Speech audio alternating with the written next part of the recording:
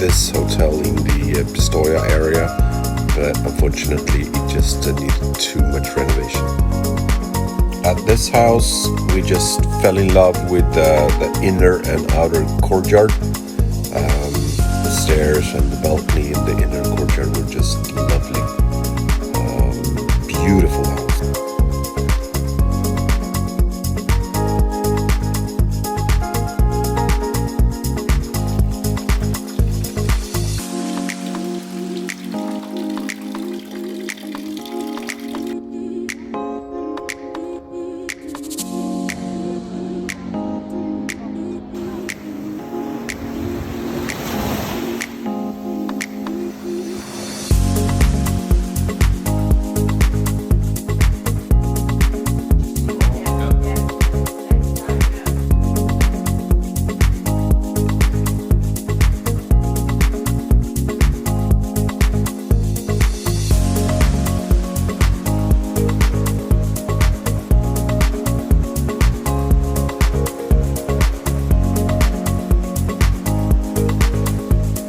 This is the first house we've been on in Lucca.